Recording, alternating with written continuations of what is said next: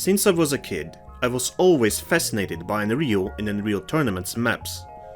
Most of them still hold up today in terms of level design and gameplay.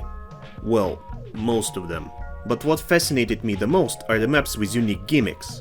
Something that made the map extra special.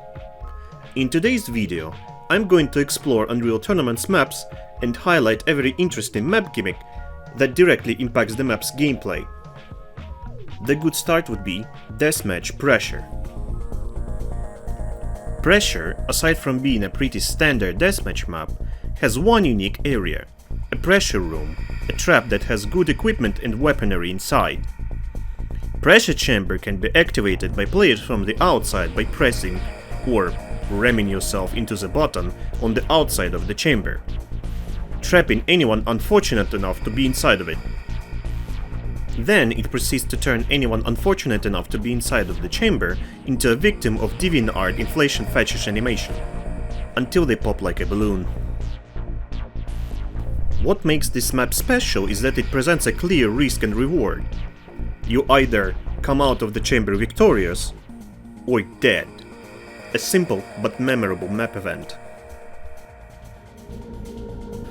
Following the trap theme, we have Fractal, an even simpler map event, but one that can drastically change the outcome of a game.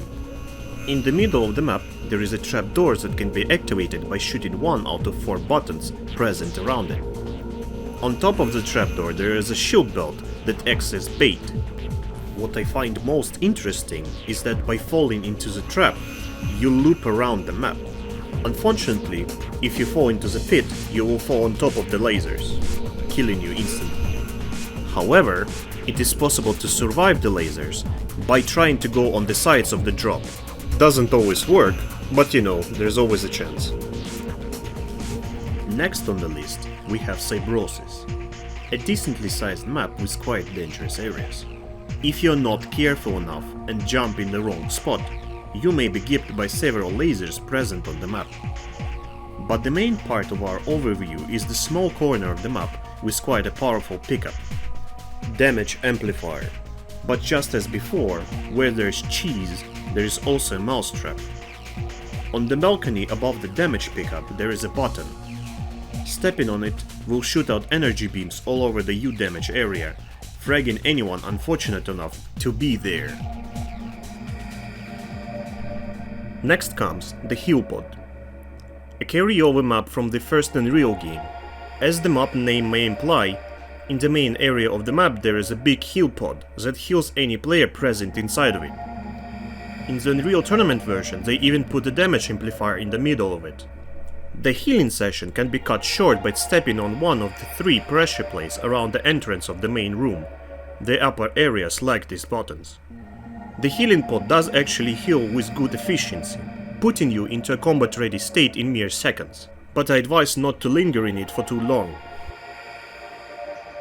Other game modes in Unreal Tournament don't really have maps with player activated gimmicks.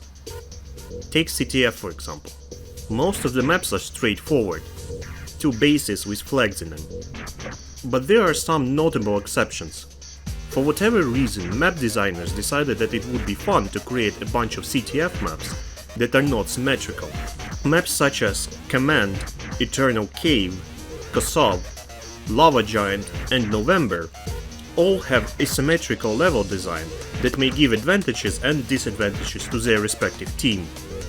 The only capture the flag map with an actual gameplay gimmick that I can think of is Hall of the Giants. As the name may imply, the map is quite spacious with tall ceiling and a lot of room to move around. The map also features lower gravity that may help land shots easier. The middle section of the map features a tunnel that will transport you across the map until you reach the backline of the base you choose to travel to. Although I do not recommend doing so. The tunnel tends to launch you a bit too high. Even with lower gravity, in the best case scenario you will be left with about 20 HP when you land. In the worst case scenario, you will leave a beautiful splatter on the ground. However, the tunnel does provide a good escape option if you're carrying the flag. There are a couple maps in the original Unreal I want to mention too.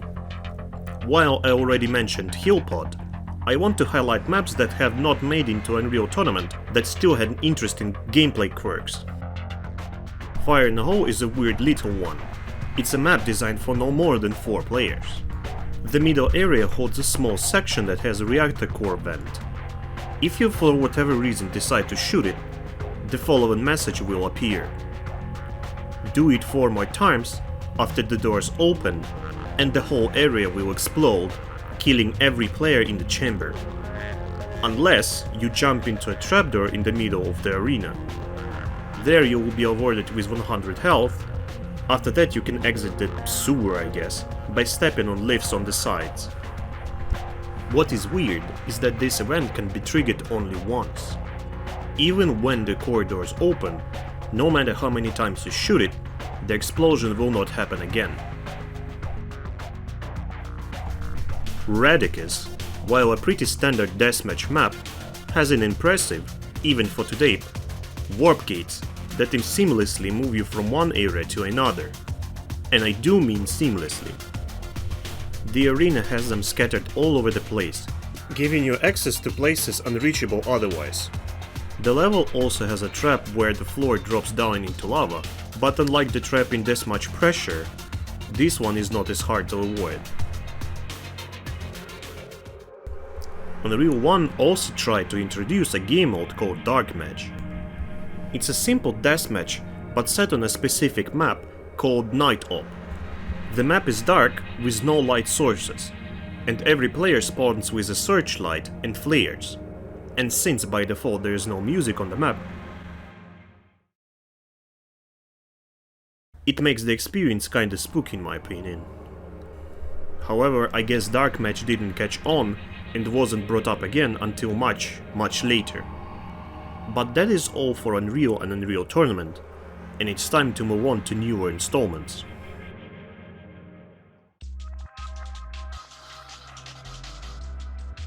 Now, here's the issue that I ran into when writing this script, aside from my rampant dyslexia and inability to write words correctly.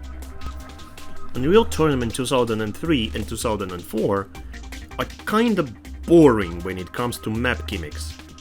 Don't get me wrong, the maps themselves are fun, but unlike previous installments, I really find it hard to talk about anything when it comes to the topics of gimmicks. And it's a shame because Unreal Tournament 2003 and 2004 are my favorite out of the entire franchise. But here's all that I found interesting that I want to share. Deathmatch doesn't feature anything interesting, but other game modes do. Capture the Flag and Bombing Run Colossus, a map I have featured before on this channel, have boost tunnels that can affect players and physical objects like translocator discs and Bombing Run Bowl. Interestingly enough, the Capture the Flag version lacks the tunnels on the sides of the bases that are present on Bombing Run version. These tunnels can catch and launch any physical projectile launched from the weapon, but the results may vary. Some projectiles launch further than normal, but some just kinda drop down instantly. While it's not useful in any competitive way, the most useful way to use these tunnels comes from fast travel, using Translocator or the fast pass of the ball behind the enemy lines. The tunnels can also launch players, but not as far as the projectiles. Double Domination has one interesting map that can also influence gameplay. Domination Access has a pressure-sensitive switch in the middle of the arena that controls which doors can be accessed. Upon pressing the button, the door switch states from open to closed and vice versa, meaning some portions of the map may be temporarily closed off until the button is pressed again. However, this mechanic, in my opinion, is more annoying than fun. Constantly pressing the button to access the area your team needs to capture feels more like a chore. And that's it. No other map has some mechanic that can influence gameplay that caught my attention. Maps from Onslaught are static as ever, and Assault is a whole other subject that I have yet to cover properly. The post is 1 year old at this point. And with this, we can only move on to the last proper installment, Unreal Tournament 3. This game was the main inspiration for me making this video. At this point, Epic kinda decided to come back to its roots, because not only does Unreal Tournament 3 maps feature a lot of player-activated map events, but the game as a whole tries to be a lot like Unreal Tournament 99. It even references the first Unreal in some places. Strap up, boys, this is a long one. The first map that we can look at is Carbon Fire. On the far side of the map there is a pit with two power-ups that the player can pick up. A damage amplifier and the new Berserk power-up. An adrenaline combo turned into a pickup. However, they are not able to utilize these power-ups until the platform they stand on fully rises back to the top. During this event, the map blasts sirens across the map to warn other combatants that someone has gained Juggernaut. However, there are 3 buttons near the pit that players can press by walking over to them. One of the buttons is located on a catwalk.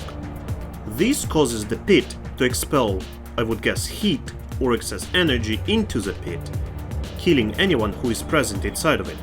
Just like Pressure all those years ago, this map has high risk, high reward for anyone willing to risk getting fragged for all the good power-ups. Unreal Tournament 3 makes his first reference to the first Unreal with the map called DarkMatch. It follows almost the same exact rules as the game mode of the same name from the original game. However, this time the map is not pitch black and has some light sources scattered around the map. This map also features a trap that is not as easy to see as others. In the middle section of the map there is a shield belt pickup, but next to it there is a gas pipe. Shooting the gas pipe will result in a stream of fire going over to the shield belt, lighting up the area and also surrounding the pickup with fire. While not an instant death, this trap can kill the player pretty easily in a short amount of time. Heat Ray brings something new for Unreal. A tiny bit of context. If you didn't know, in Unreal Tournament 2004, vehicles are strictly locked for Onslaught and Assault game modes. Even if you try to summon one with commands, whatever vehicle you try to spawn will not appear outside of Onslaught and Assault. In Unreal Tournament 3, however, things are a bit different. After some time near the LandTree building, a shuttle will materialize a vehicle known as Darkwalker, a tripod that obviously drew inspiration from War of the Worlds movie. This vehicle usually only makes an appearance in Warfare, which is the same as Onslaught if you didn't know, and only in Vehicle Capture the Flag. So to see one in a deathmatch map is quite unusual. You would think that this thing is only restricted to a large open area near where it spawns, but this thing can crouch, meaning you can pretty much go anywhere you like. It can also climb high areas if you position it right. Overall, a bad time for the enemy. What is interesting is that destroying the Darkwalker rewards players with the amplifier and the Berserk power-ups, something that only happens on this map. With deathmatch maps finished, it's a good time to move on to Capture the Flag and Vehicle Capture the Flag, cause they also do have a fair share of gimmicks of their own. Let's start with Strident. This map has 2 events that can impact gameplay. First of all, every 30 seconds or so starting from the blue side, a healing field will move from one side to another, and heal every player for 10 health. This effect can overheal players. Secondly, flags on each team will move either up or down after 8-second intervals, affecting players' route to and from the flag. Also, side observation, capturing the flag will make the lady in the big water chamber of your base dance with joy, while the one in the enemy bases will suffer from shock, but capturing the enemy flag resets her to normal. Capture the flag Morbid, a Titan pack map that is the only one in the series that recommends using the Titan Mutator. To be swift, the more you gain points, the more your Titan meter fills up. Fill it all the way and you can turn into a giant. The giant has a lot of health and a great firepower. Fill the meter as a giant again and you will turn into a titan. It's bigger than the second form and has more health and even more damage, but has a limited lifetime. Anyway, the map uses titan-sensitive pressure plates that will open doors to the flag rooms, making the route to the flag faster. While it's not necessary to use these plates to capture the enemy flag, as you can use jump boots in the middle of the arena to jump to higher places and in order to escape the enemy base, using the pressure plates will give you a good advantage over the enemy team. Vehicle CTF is just like regular CTF, but they are vehicles, obviously, and hoverboards instead of translocators. No, you can't use vehicles to deliver the flag to your base. Kinda.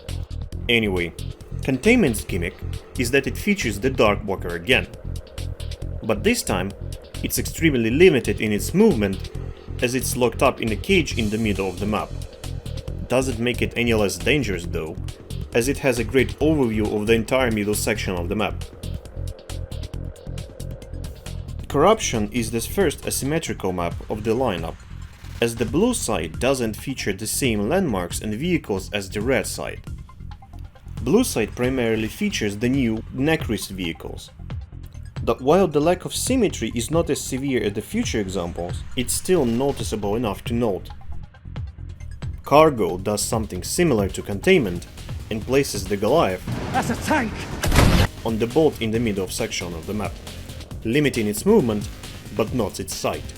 The tank itself is quite covered, with only the tower being seen, making it hard to damage and thus making it even more viable. Rails decides to do something super wacky. It has two rails that are going from one side of the map to another, one for each respective team. On the rails, there are rocket turrets that can use these tracks to travel all the way to the enemy base and do it fairly quickly. What is even more wacky is that turrets are one of the only vehicles besides hoverboards that can carry flags. So that means that you can ride rails to the other side of the map, grab the flag and ride all the way back to your base in a matter of a minute. Middle part of the map has a river below two bridges. From time to time a trash boat will come with two pickups present on it, an invisibility pickup and jump boots. On Sandstorm, as the name may imply, the map has timed event where giant sandstorm will come and limit players' visibility. The sandstorm cloud comes every 2 minutes or so and lasts for about a minute. If you stand near the edge of the map, you can even see the cloud coming towards you. Stranded is a second asymmetrical map that is actually substantially different depending on what side you play. The red team has a greater advantage by being on the high ground, having a better view of the battlefield, and having an Eradicator mortar cannon at their disposal. But they may lack in vehicle support as they only have 2 Scorpions and 1 Hellbender. On the other side of the battlefield, blue team takes disadvantage from ground position, but has great vehicle support by having the Goliath tank, a Scorpion, and the Manta that can help move quickly on the battlefield.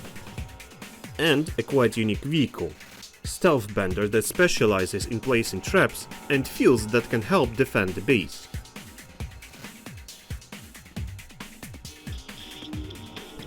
And now for the final and juicy part of today's video. The whole reason I decided to explore this topic. Warfare, formerly known as Onslaught. To briefly explain what warfare is, each team has a core. You need to destroy the enemy team's core while also protecting yours. Nodes act like bridges between cores, but before they can be linked up, they need to be constructed first. If the enemy node is present, you need to destroy it first before you can construct yours. And unlinked nodes are not available for capture. Nodes linked to friendly or unoccupied nodes will be shielded. But if a node is linked to the enemy node, it drops its shield and becomes vulnerable. Bridge a chain of nodes from your core to the enemy core, and it becomes vulnerable. New core is Sometimes there are unlinked support nodes that don't need connection to the core. They provide a wide variety of benefits. We will explore what they do. Let's start easy with Dusk. Capturing both nodes in the middle of the map will grant you an additional Cicada air vehicle, as well as access to the shield belt. On Market District, there are only 2 unlinked nodes. If your team manages to hold both east and west nodes, the enemy power core will rise to the roof, making it easy target for anyone outside. Additionally, it is possible to use the turrets present on the east and west nodes to do a severe amount of damage to the enemy core. Downtown features barricades that prevent land vehicles from advancing further. Destroying the barricade requires getting a Redeemer and wasting it on a structure instead of enemy players or nodes. Strangely enough, a literal tank is not able to destroy the barricade. How a concrete block can withstand a literal tank shell is a mystery to me, as the last time I checked, a tank is not a conventional weaponry. Islander is the first asymmetrical map, and is quite obnoxious. Red team is given instant access to their prime node and some vehicles as well, but they are required to cross the valley to reach the blue base. In addition, barricades return and can only be destroyed by either the Redeemer or a new satchel charge. Even then, some barricades are kinda useless, cause the Goliath can just ride over them. Sometimes, not always.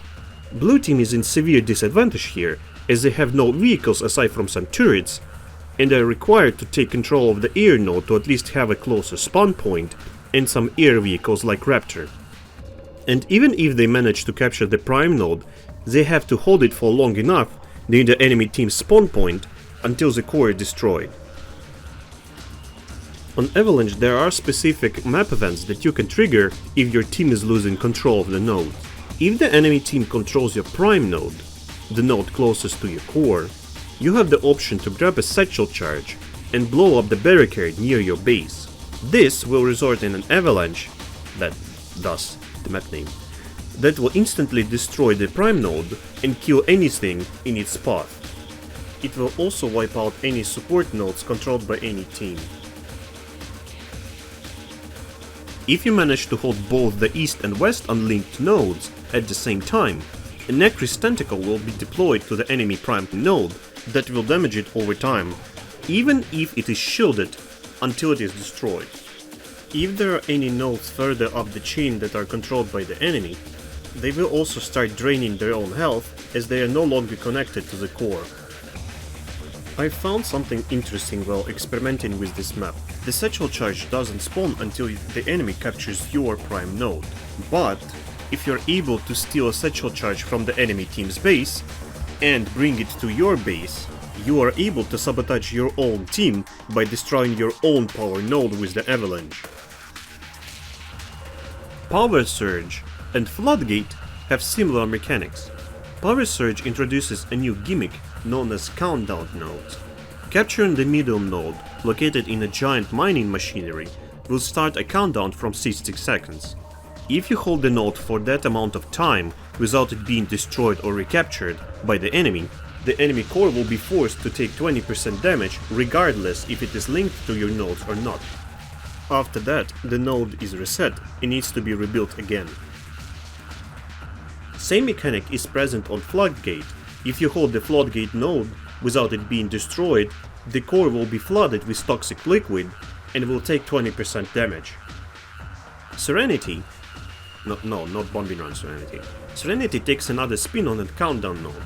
If you let the countdown node reach 0, the node will spawn a Leviathan for your team, and then destroy itself. A Leviathan is a powerful tank with a large health pool and a stationary transformation that gives you access to a big fucking gun. Well, not that big fucking gun, but you get the idea. It can be used by 5 different teammates, 1 driver, and 4 shielded gunmen.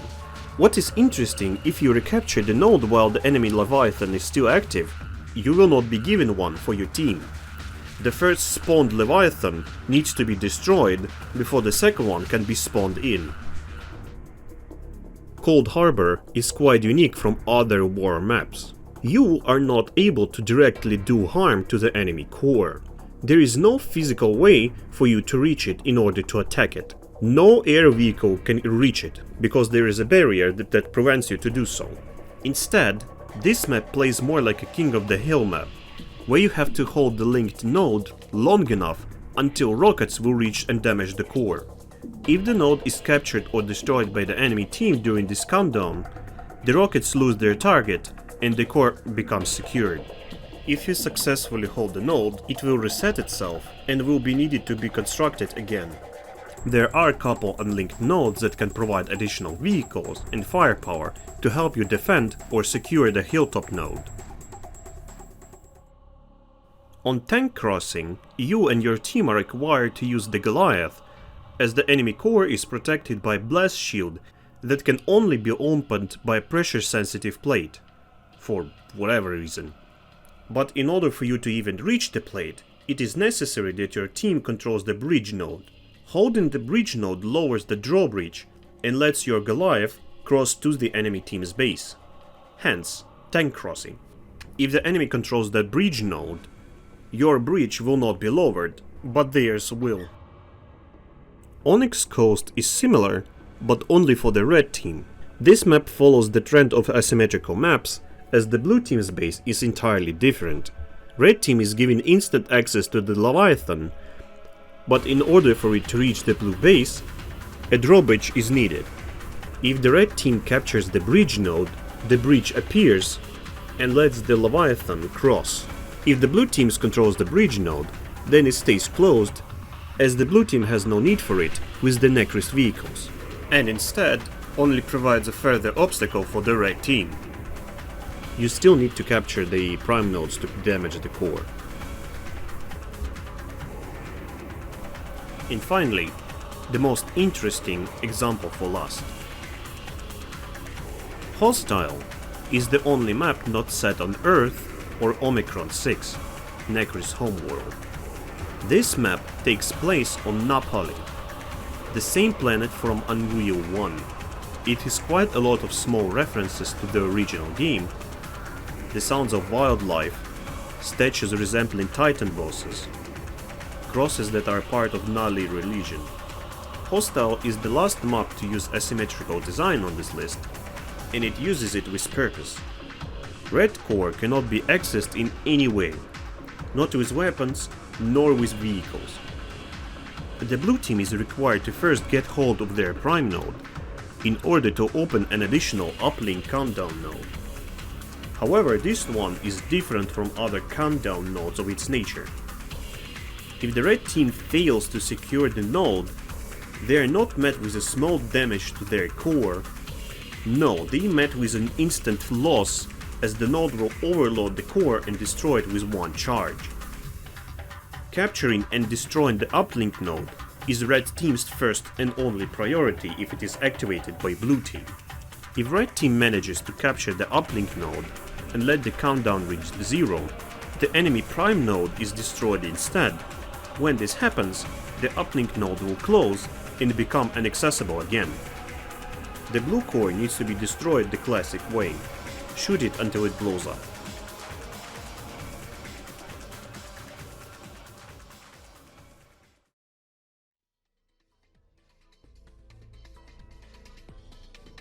In conclusion, after going through 5 games and a whole bunch of maps, why make this video?